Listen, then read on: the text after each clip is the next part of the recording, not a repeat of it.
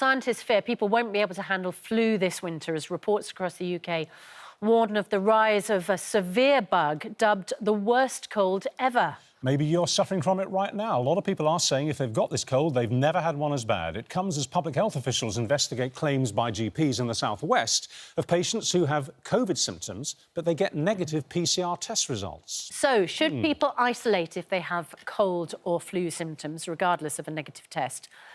Or is that, frankly, unrealistic? Joining us now, radio presenter Christo Fufas, who says after 18 months of restrictions, people need to get on with their lives and get back to work.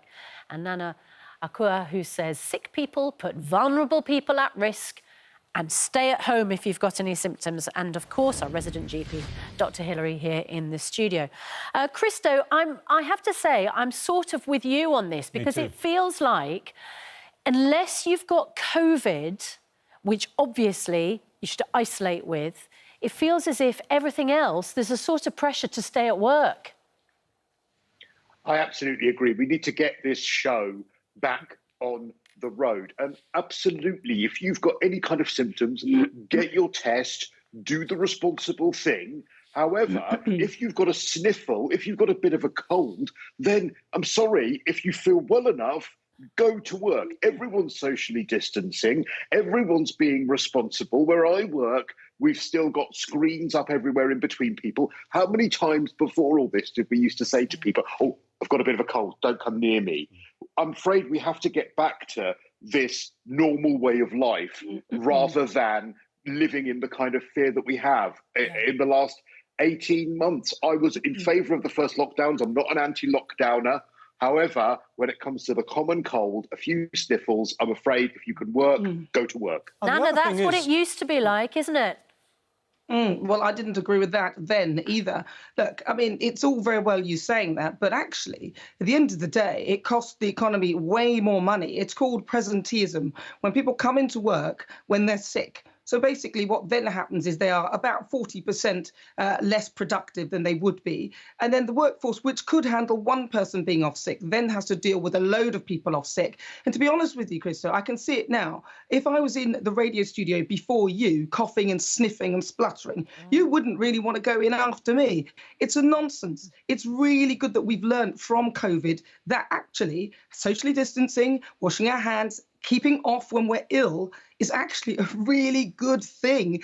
And in fact, it's something that we should take with us. I just do not see the argument for coming in to work when you're sick. I don't want to catch the germs from other people who should really be at home.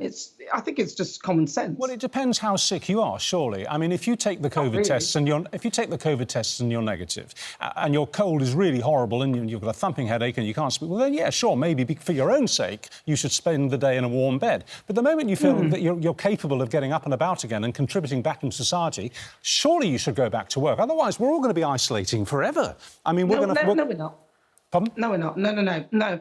Now, if you are ill and you're feeling better, then that's a different argument. But if you're sick and you come into work, then you're potentially infecting other people. And what we have learned also from COVID is that it's not just how it affects you, it's also how it might affect somebody else. So on your commute, you might bump into an old lady or you might bump into a load of people who are serving you when you go off and have something for lunch. It's not just you. It's about how it will impact other people as well. It's only a cold, but we're only talking... But it's only a cold or a cough or a sniffle. It's not COVID. It's not going to kill you. It's just a cold. Christo, Nana makes a good point. If Nana was in the studio just before you and she'd been coughing and spluttering all over your microphone, would you feel as comfortable saying, I'm glad you came into work?